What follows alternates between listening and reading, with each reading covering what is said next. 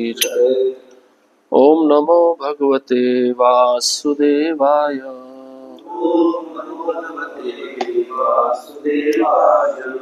ओम नमो भगवते वासुदेवाय।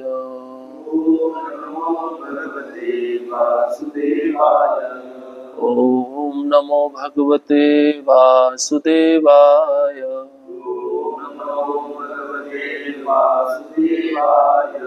नारायणं नमस्कृत्यं नरं चैव नरोत्तमं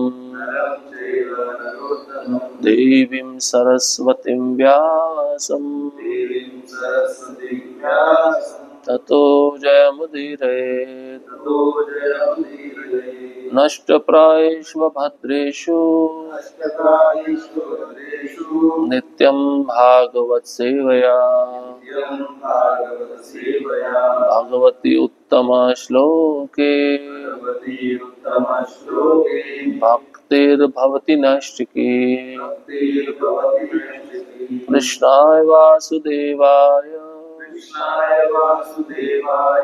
देवकी नंदनाय च नंदगोपकुमाराय गोविंदाय नमो नमः।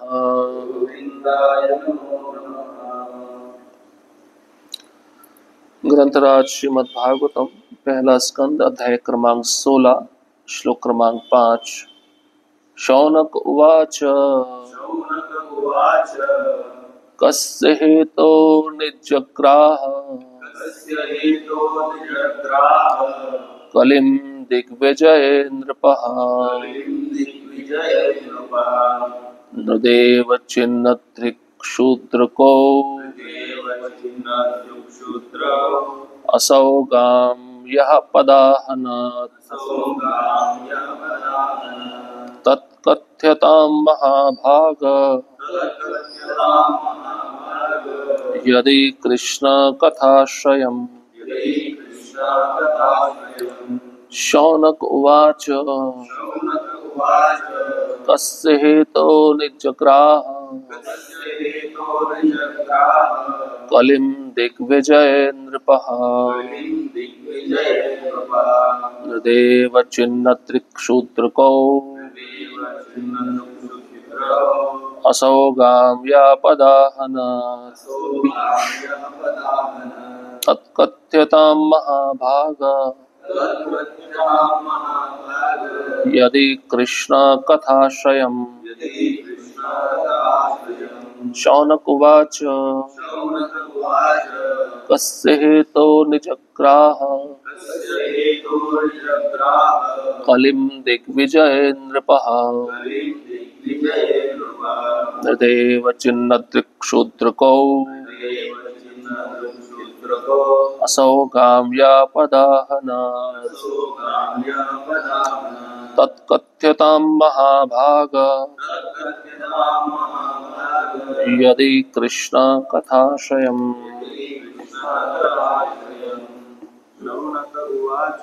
शौनक उवाच कस्य हेतो निजग्राह कलिं दिग्विजये नृपः। नृदेव चिन्ह त्रिक्षुद्रको असौ गां यः पदाहनात्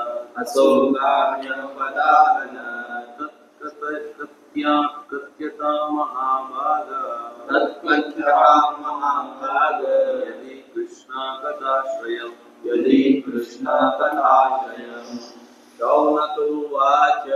शौनक उवाच कस्य हेतो निजग्राह कलिं दिग्विजये नृप। नृदेव चिन्ह क्षुद्रक असौ गां यः पदाहनात्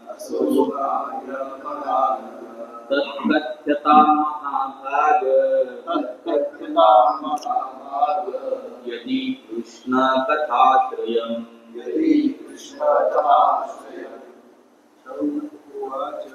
शौनक उवाच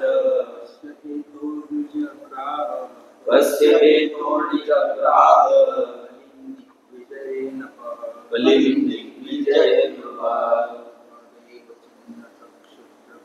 हृदेव चिन्नदक्षिद्रपात् असौ काम्यः पदावन तत्कथ्यतां महाभाग यदि कृष्णकथाश्रयम्।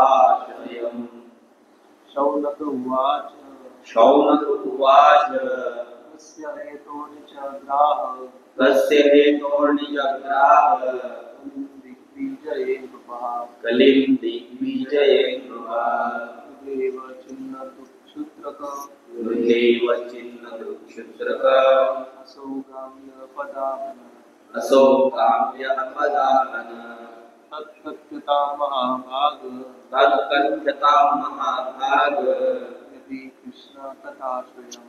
यदि कृष्णकथाश्रयम्।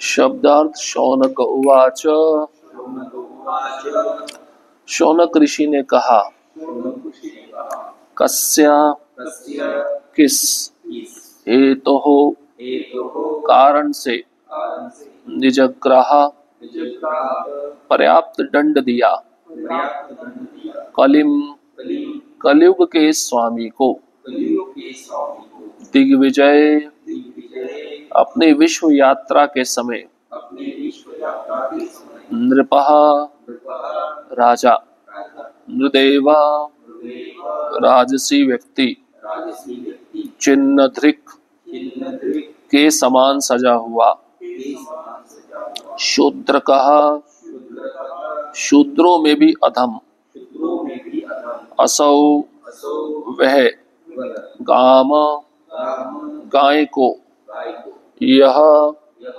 जो जो पदा अहनत पदावन लात से मारा हाथ से मारा तथा तथा वह सब वे सब कथ्यताम कथ्यता कृपा करके कहो कृपा करके कहो महाभाग महाभाग हे परम भाग्यशाली हे परम भाग्यशाली यदि यदि यदि यदि फिर भी फिर भी कृष्ण कृष्ण कृष्ण विषयक कृष्ण विषय कथा आश्रयम कथा आश्रयम उनकी कथाओं से संबंधित उनकी कथाओं से संबंधित अनुवाद और तात्पर्य हिज डिवाइन ग्रेस एसी भक्ति वेदांत स्वामी शिल प्रभुपाद द्वारा शिल प्रभुपाद की जय। अनुवाद शौनक ऋषि ने पूछा महाराज परीक्षित ने उसे केवल दंड क्यों दिया जबकि वह शूद्रों में अधम था। उसने राजा का वेश बना रखा था तथा गाय पर पाद प्रहार किया था। ये सब घटनाएं यदि भगवान कृष्ण की कथा से संबंधित हो तो कृपया इनका वर्णन करें। तात्पर्य शौनक तथा ऋषिगण यह सुनकर विस्मित थे कि पुण्यात्मा महाराज परीक्षित ने अपराधी को केवल दंडित ही क्यों किया, उसे मार क्यों नहीं डाला। इससे यह सूचित होता है कि महाराज परीक्षित जैसे पुण्यात्मा राजा को चाहिए कि वह ऐसे अपराधी को तुरंत मार डाले जो राजा का वेश बनाकर जनता को ठगता है और साथ ही पवित्रतम पशु गाय को अपमानित करने का दुस्साहस करता है। उस काल के ऋषियों ने यह स्वप्न में भी कल्पना नहीं की थी कि कलयुग के अग्रगामी दिनों में निम्नतम शूद्रों को प्रशासक के रूप में चुना जाएगा और गोवध करने के लिए खुले सुनियोजित कसाई घर खोल दिए जाएंगे।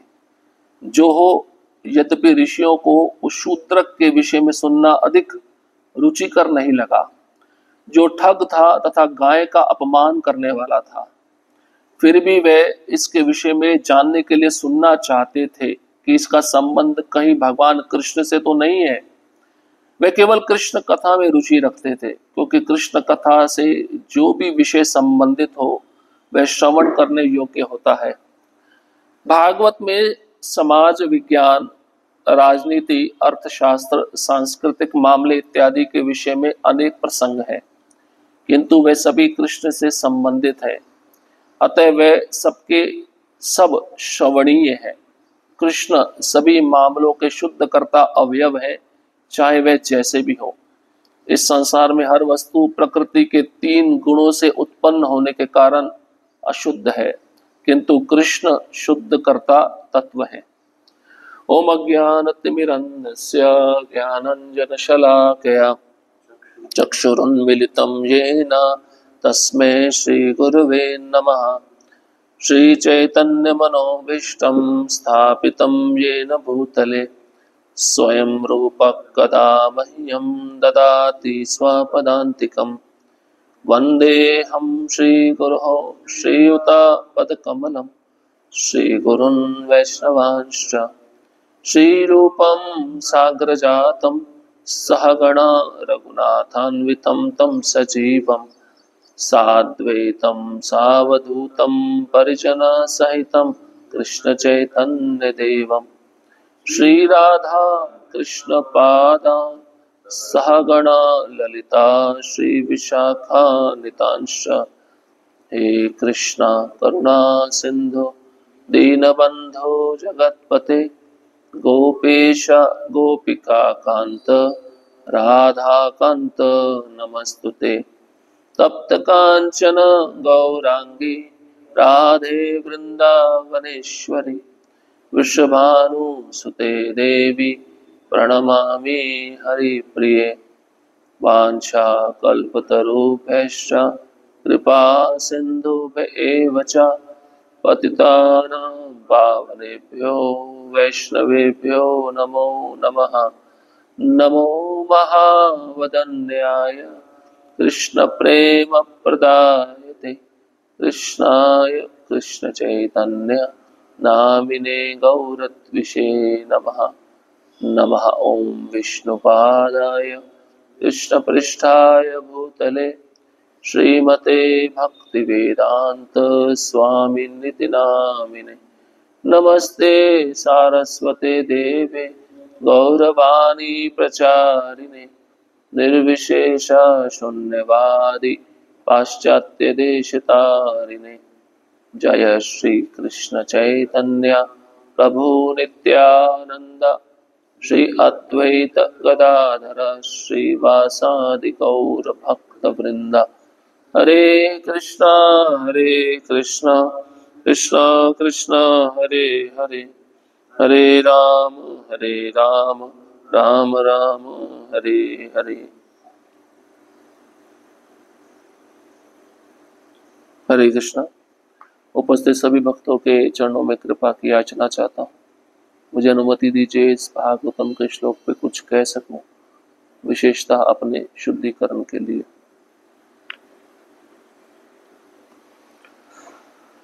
इस अध्याय का शीर्षक है परीक्षित महाराज ने कलयुग का सत्कार किस तरह किया। तो पिछले कुछ श्लोकों में आपने सुना होगा कि राजा परीक्षित अपने राज्य का निरीक्षण करने के लिए निकले। उन्होंने अपने राज्य में एक आश्चर्यचकित दृश्य देखा।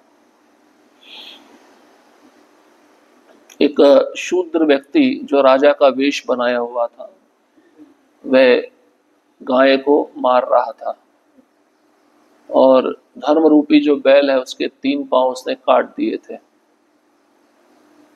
तो प्रभुपाद जी हमेशा कहते हैं कि राजा को कैसा होना चाहिए। राजा जब उसके राज्य में किसी प्राणी को क्षति पहुंचाई जा रही है तो राजा का कर्तव्य है उसका संरक्षण करना। तो राजा के लिए खाली मनुष्य ही प्रजा नहीं है, उनके लिए जीव जंतु भी प्रजा है, पशु भी प्रजा है, तो उसका भी रक्षण राजा का कर्तव्य है। तो यहाँ पे बताया गया है कि शौनक आदि ऋषि पूछ रहे हैं सूत गोस्वामी से कि महाराज परीक्षित ने उस कली को दंड क्यों दिया, उसको मार क्यों नहीं डाला, शूद्रों में अधम था। तो तात्पर्य में प्रभुपाद जी लिखे हैं गाय को लात मार रहा था तो ऋषियों को सहन नहीं हुआ। ऋषि बोल रहे हैं कि मार क्यों नहीं डाला, गाय को लात मारने से उसको मार क्यों डाला, उसको क्यों शरण दे दी। तो अभी की परिस्थिति क्या है, अभी तो गाय को सीधा मार दिया जाता। तो जो लोग मारने के लिए आज्ञा दे रहे हैं उनके साथ क्या किया जाए? शास्त्र ऐसा क्या निर्देश देगा उन लोगों के लिए? कठोर दंड दिया जाएगा उन लोगों को। तो राजा एक कैसा होना चाहिए? यहाँ पे एक शब्द आया है दिग्विजयी। राजा विश्व यात्रा के लिए निकलना चाहिए।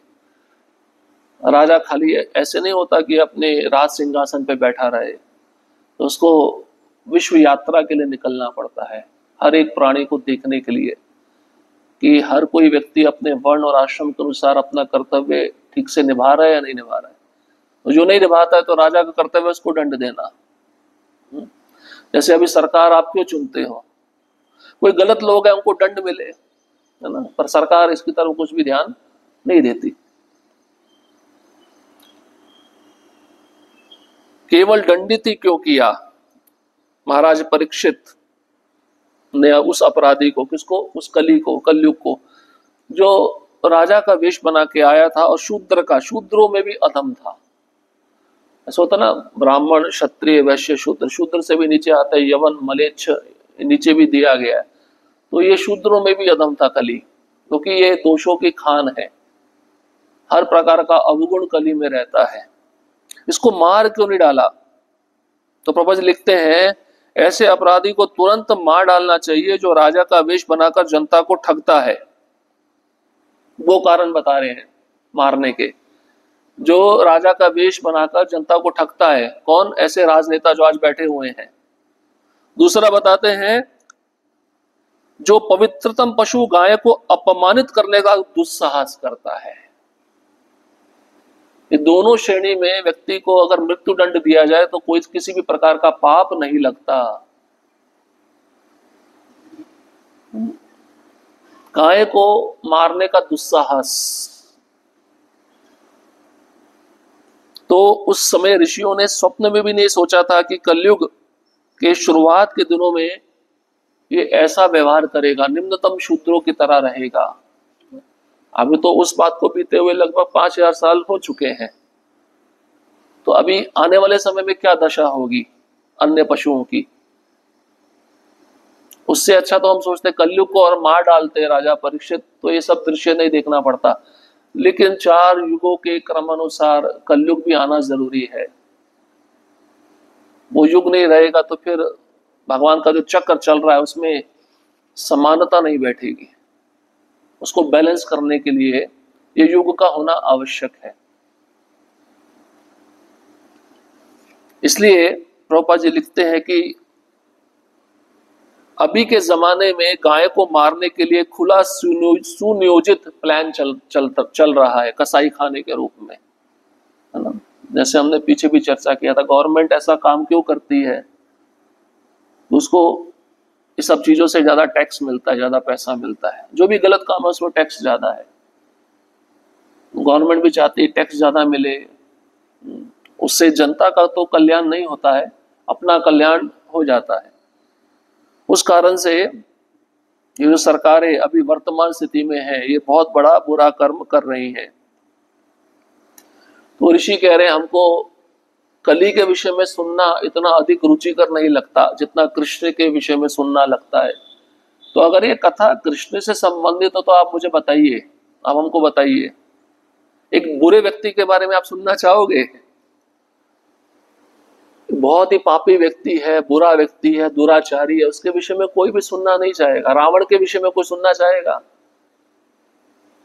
रावण के विषय में कब सुनता है? जब रावण का संबंध राम से है तभी सुना जाता है। तो शौनक आदि ऋषि सूत गोस्वामी को यही कह रहे हैं, अगर ये कली का संबंध कृष्ण के साथ है तो वो कथा हमें सुनाइए, क्योंकि कृष्ण के साथ जिसका संबंध जुड़ता है वो व्यक्ति पुण्यवान बन जाता है।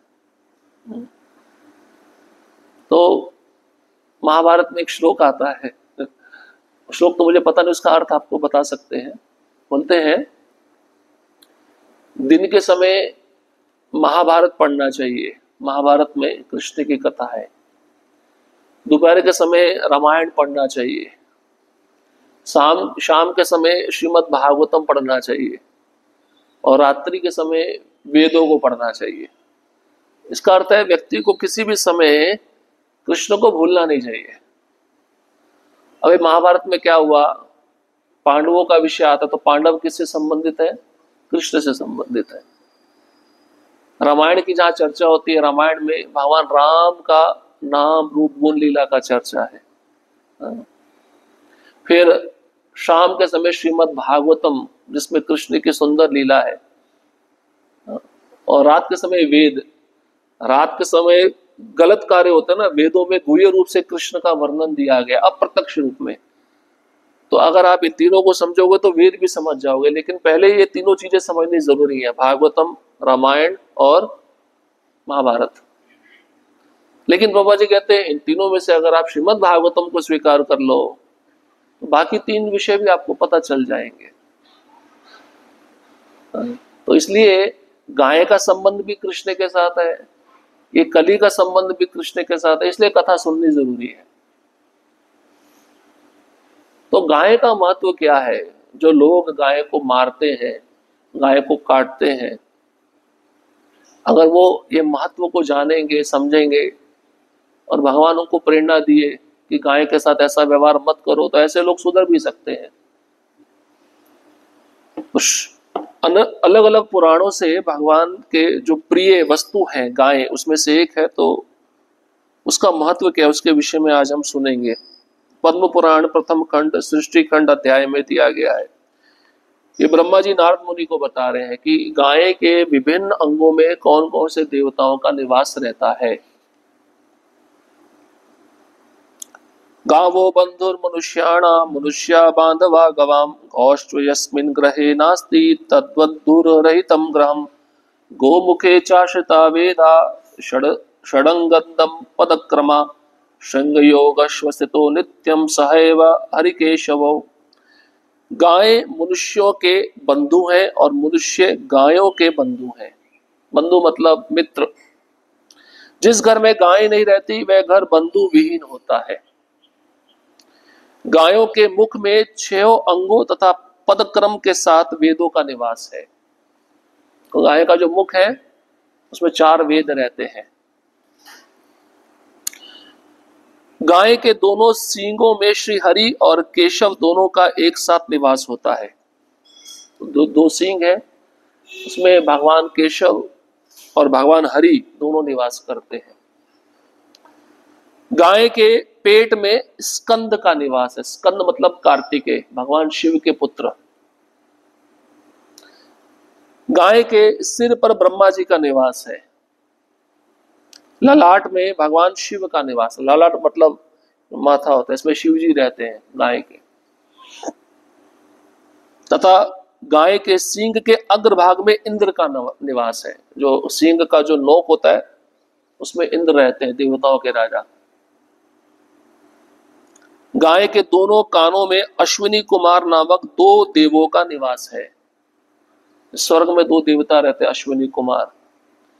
ये श्रवण इंद्रिया के मेन विग्रह माने जाते हैं। तो गाय के दोनों कानों में दोनों देवताओं का निवास रहता है। नेत्रों में गाय के सूर्य और चंद्रमा स्थित होते हैं। तो गाय के एक आंख में सूर्य रहता है, दूसरी आंख में चंद्रमा रहता है। गाय के दांतों में गरुड़ देव, भगवान विष्णु के वाहन गरुड़, वो रहते हैं।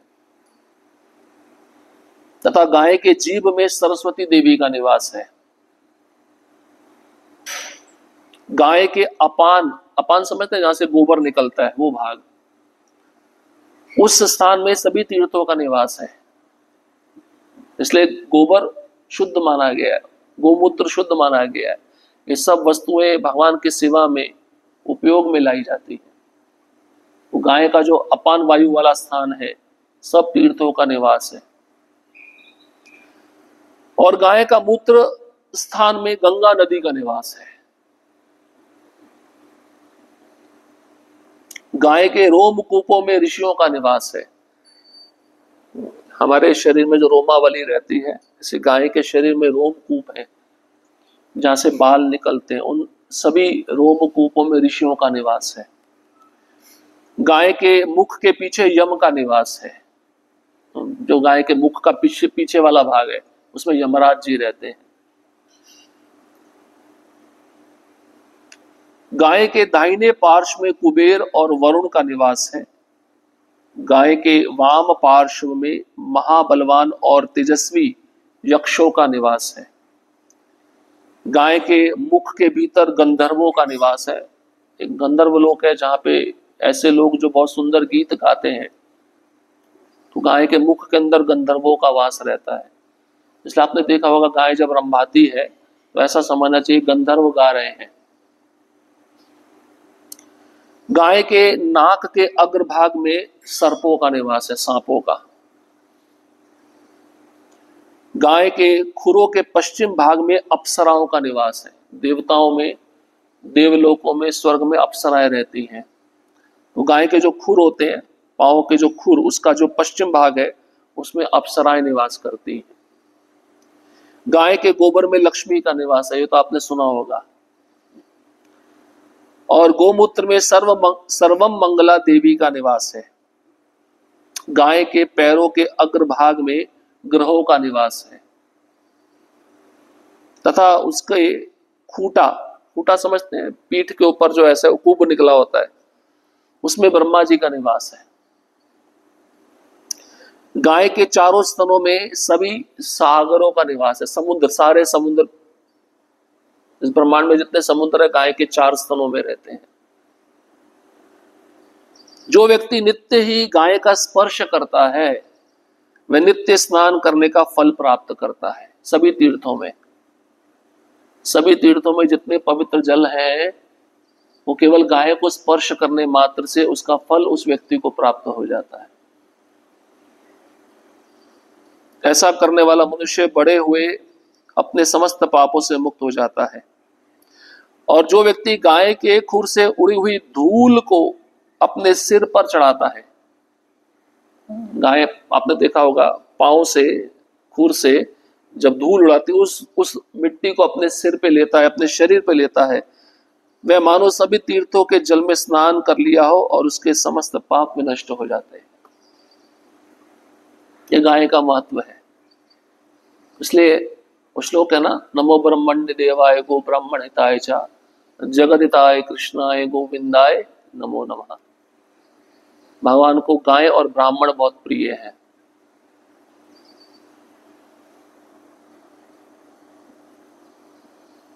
इसके बाद में बताते हैं कि अगर कोई गाय की हत्या करता है तो गाय के शरीर पे जितने बाल होते हैं, तो एक बाल मतलब समझिए एक कल्प। कल्प कहते हैं ब्रह्मा जी का एक दिन। ये 4 युग जब 1000 बार बीतते हैं, 1000 बार चक्कर लगाते हैं, उतना ब्रह्मा जी का 12 घंटा होता है।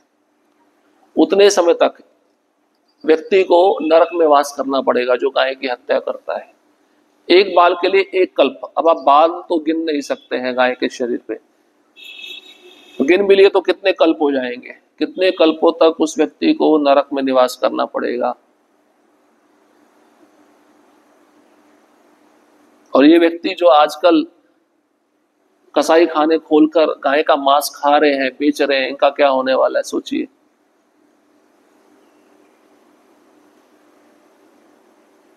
गाय के ही यज्ञ का, गाय से ही यज्ञ का विस्तार होता है और गाय विश्व की माताएं हैं। गोमूत्र तथा गोबर अलक्ष्मी को विनष्ट करते हैं।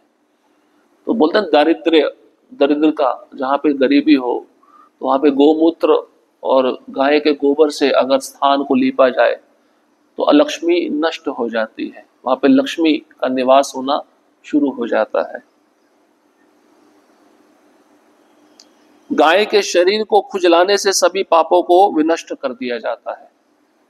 तो गाय का एक ऐसा भाग है जहाँ पे उसके सींग पहुंच नहीं पाते, जहाँ पे उसका मुख पहुंच नहीं पाता, तो गाय का जो सिर का जो पीछे का भाग होता है ना, वहां पे खुजली करो तो गाय को बहुत अच्छा लगता है। वैसे किसी भी अंग में खुजली करो तो गाय संतुष्ट रहती, तो खुजलाने से ही उस व्यक्ति के सारे पाप नष्ट हो जाते हैं। गौओं के सींग का जल गंगा जल के समान पवित्र होता है। मान लीजिए कोई जल रखा है, गाय ने आके अपने सींग से उस जल को स्पर्श कर दिया तो वो जल गंगा जल माना जाएगा। जैसे चरणामृत होता है, उसको सामान्य दृष्टि से नहीं देखा जाना चाहिए। वैसे गाय के सींग से छुआ हुआ जल वो पवित्र गंगा जल है, उसको आप समान जल नहीं मान सकते।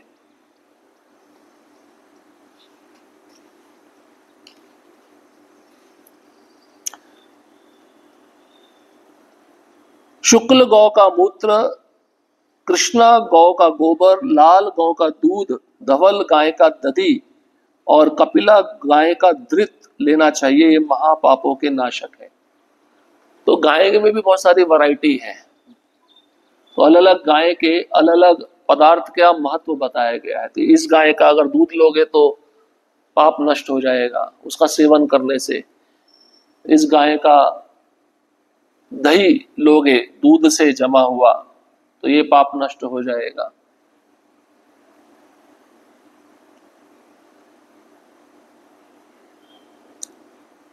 जो व्यक्ति कपिला दुग्ध लाकर शंख में रखता है तथा उससे भक्ति पूर्वक मुझे स्नान कराता है, वह समस्त तीर्थ फल की प्राप्ति करता है। तो कपिला गाय का जो दूध होता है उसका महत्व बता रहे हैं कि कपिला गाय के दूध को शंख में रखकर जब भगवान को स्नान कराया जाता है वो व्यक्ति सारे पापों से मुक्त हो जाता है। अब गाय को घास जो देता है उसका भी महत्व है। तो बहुत तरह से सेवा होती है ना गाय की। अगर आप घास नहीं दे सकते तो खुजलाया करो, थोड़ा सहलाया करो। वो भी नहीं कर सकते गाय को स्पर्श कर सकते हो।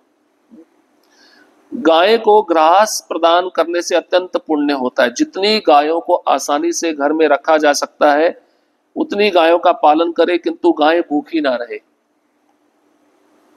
हे द्विज, जिसके घर में गाय दुखी होकर रहती है वह निश्चित रूप से नरक में जाता है। गाय का सेवा बहुत अच्छे से होना चाहिए, खान पान अच्छे से होना चाहिए। गाय रख ली लेकिन उसको खाने पीने के लिए कुछ नहीं दे रहे, व्यक्ति निश्चित नरक में जाएगा। ठीक है, एक तो ये महत्व है। और दूसरा, जब गाय की कोई हत्या करता है तो उसके लिए भी बताया गया है।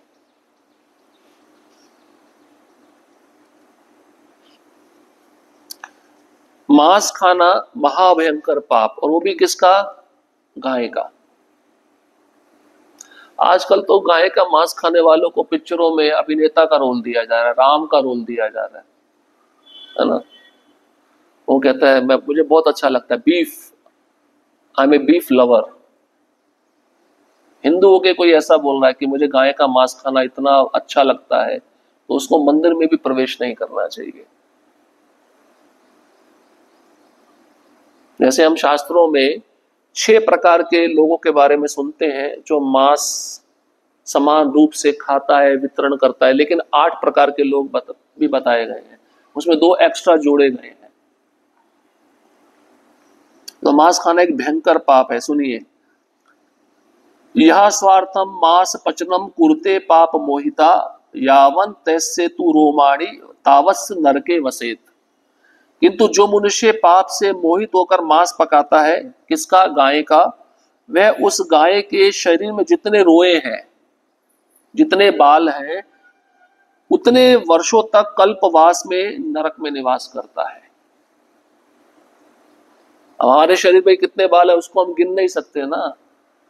तो गाय का तो शरीर हमसे बड़ा है, उसमें कितने बाल होंगे? उसमें तो पूरे बाल ही बाल हैं। जो दूषित बुद्धि वाले मनुष्य पराये प्राणों से अपने प्राणों का पोषण करते हैं, पराये प्राण मतलब दूसरे पशुओं को काट के अपने शरीर का पोषण करते हैं, वे एक कल्प तक नरक भोग कर इस संसार में जन्म लेते हैं और उन्हीं प्राणियों के खाद्य बनते हैं जिन प्राणियों के द्वारा मारे गए हैं। समझ रहे हैं? हम जिसको मार रहे हैं तो मरने के बाद हमें कल्पों तक नरक में निवास करना पड़ेगा। उसके बाद जब हम जन्म लेंगे तो जिनको हमने मारा है वो हमको मारेंगे।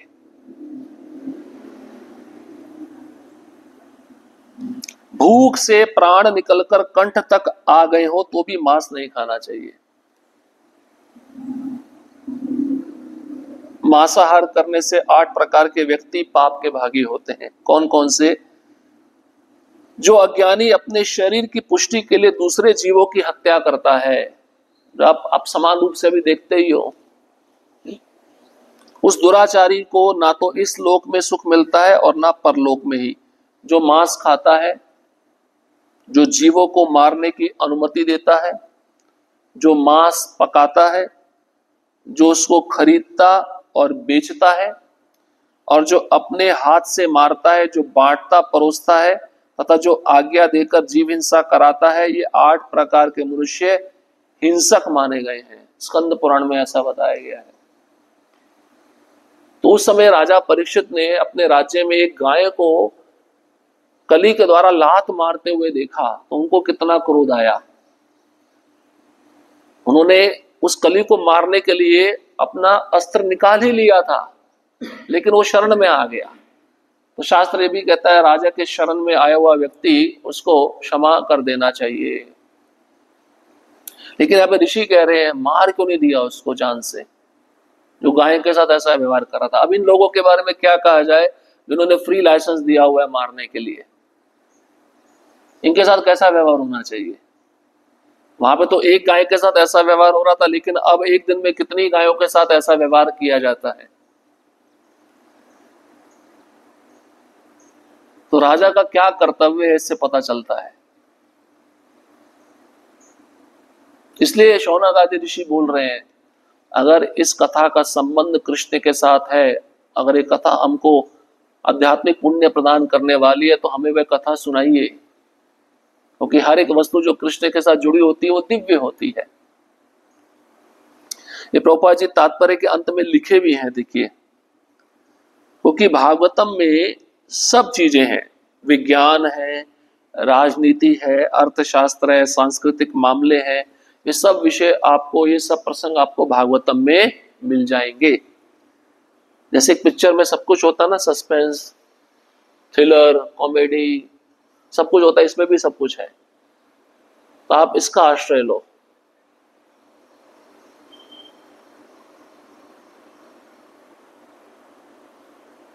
अतएव कृष्ण का प्रसंग सबके लिए श्रवणीय है, सबको कृष्ण के बारे में सुनना चाहिए। क्यों? कृष्ण के बारे में सुनने से क्या होता है, हमारा जो रजोगुण तमोगुण है, जो हमारे अनर्थ है, काम क्रोध रूपी अनर्थ है, ये नीचे चले जाते हैं। या निरंतर श्रवण करने से वो एक स्तर पे ऐसा होता है कि वो समाप्त भी हो जाते हैं, फिर व्यक्ति सत्वगुण में आ जाता है, उसके अंदर जो हिंसा की भावना है वो खत्म हो जाती है ना। जैसे मृगारी था, मृगारी क्या करता था, अधमरे पशुओं को छोड़ देता था, तड़पते हुए देखना उसको बहुत अच्छा लगता था। नारद मुनि बोले या तो इनको जान से मार दो या तो मारो मत, अगर आप बीच का हिस्सा करके छोड़ रहे हो ये तो महापाप है। तो बोले नहीं, मेरा पोषण तो इसी से होता है, मेरा जीवन यापन तो इसी से होता है, मैं इसको छोड़ नहीं सकता। बाद में जब मृगारी उसी नारद मुनि की शरण में आए तो उन्होंने चींटी भी मारना छोड़ दिया। ये नारद मुनि पर्वत मुनि को दिखाते हैं, जो पापी से पापी व्यक्ति भी भक्त बन जाता है फिर वो किसी जीव की हिंसा नहीं करता, उसके अंदर वैष्णव के सारे गुण विद्यमान हो जाते हैं। इसलिए आपने देखा होगा भक्त जो होते हैं, आप देखिए बहुत सावधानी पूर्वक चलते हैं, नीचे देखते हुए चलते हैं कि हमारे पांव के नीचे कोई जीव जंतु ना आ जाए, कोई मर ना जाए। वो किसी के प्रति कोई हिंसा नहीं करना चाहते। राजा जब भरत थे, जब जड़ भरत रूप में उन्होंने जन्म लिया, जब राजा रघुगण का पालकी उठा रहे थे तो चींटियों का लाइन देखा, अब मेरा पांव चींटियों पे नहीं आना चाहिए, तो उन्होंने छलांग लगाया। छलांग लगाने से जो बाकी के 3 कहार पालकी ढो रहे थे बैलेंस बिगड़ गया। बैलेंस बिगड़ने से अंदर जो राजा बैठा था उसका सर पाटी से टकराया। बोले क्या हो रहा है, तुमको ठीक से पालकी ढोना नहीं आता?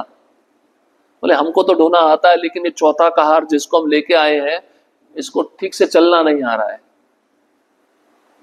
और राजा को ये नहीं पता था, वो महान वैष्णव है, नीचे चींटियों की एक पंक्ति जा रही है, उस पर पाँव ना आ जाए।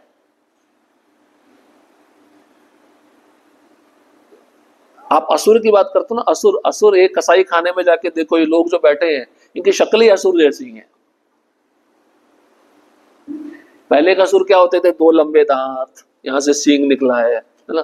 अब वो लोग बोले इनका सींग तो दिखता नहीं है, दांत भी लंबे दिखते नहीं, लेकिन अंदर जो वृत्ति है वो आसुरी जैसी है ना। भाई ठीक है, बाहर की वेशभूषा हमारे जैसे दिखते, लेकिन अंदर की वृत्ति तो नहीं बदली। वही आसुरी वृत्ति जो अंदर बैठी है, दूसरे जीवों की हत्या करना। और मुख्य रूप से गाय जो निर्दोष पशु है, प्रभुपाद जी लिखते हैं गाय के सेवन से मनुष्य का कल्याण ही होता है। गाय प्रचुर मात्रा में हमको क्या क्या प्रदान करती है, अभी आपने सुना। और ऐसे जीव की हत्या करना मतलब मानव समाज को तमोगुण में ले जाना है।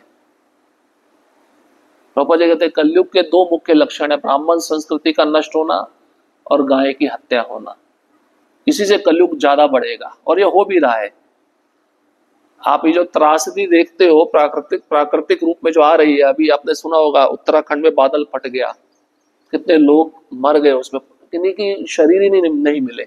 ऐसा बादल फटा कि पानी ऐसा सैलाब के रूप में आया, जितने घर थे सब बह गए। क्यों हो रहा है सब? गाय जैसे निर्दोष पशुओं की ज्यादा मात्रा में हत्या करना, यही कारण है। प्रकृति अपना प्रकोप दिखाती है। इसलिए शौनकादि ऋषि बोल रहे हैं कि इसको तो मार देना चाहिए था, क्यों छोड़ा राजा परीक्षित ने? छोड़ा है तो कृष्ण से संबंधित कोई कथा होगी, वो हमको सुनाइए, हम सुनना चाहते हैं। क्या संबंध है? अब आने वाले प्रसंग में आएगा, सूत गोस्वामी विस्तार से बताएंगे क्यों छोड़ा राजा परीक्षित ने उस कली को। उस कली ने कहां कहां स्थान प्राप्त किया, किस प्रकार से उस कली का सत्कार किए परीक्षित महाराज, जो कि नहीं करना चाहिए था। अगर कलयुग नहीं होता तो हम भी नहीं होते। जैसे भगवान फिल्ट्रेशन करके सभी जीवों को नीचे डालते हैं ना, जो रह जाते हैं है ना, वो सबसे निम्न स्तर पे जाते हैं, निम्न युग में जाते हैं, वो हम हैं। लेकिन एक अच्छा है, हरि नाम लेकर भगवत कथा श्रवण करके हम अपना उद्धार कर सकते हैं। ठीक है, हरे कृष्णा कृष्णा कृष्णा हरे हरे, हरे राम राम राम हरे हरे। किसी का कोई प्रश्न? यस प्रभु जी।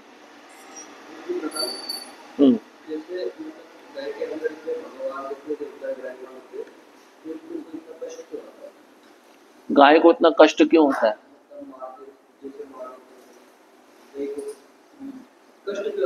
नहीं, समान रूप से तो एक प्राणी है ना, एक शरीर, भौतिक शरीर धारण किया तो भौतिक शरीर में जन्म मृत्यु जरा व्याधि लगेगी ना, समझ रहे हैं? अब आप बोल रहे हैं शरीर, गाय के शरीर को कष्ट क्यों होता है? भाई शरीर मिला तो बीमारी भी आएगी, शरीर मिला तो मृत्यु भी होगी। तो भौतिक स्तर से हम देखते हैं तो हमको लगता है कष्ट है, लेकिन वो कष्ट नहीं है।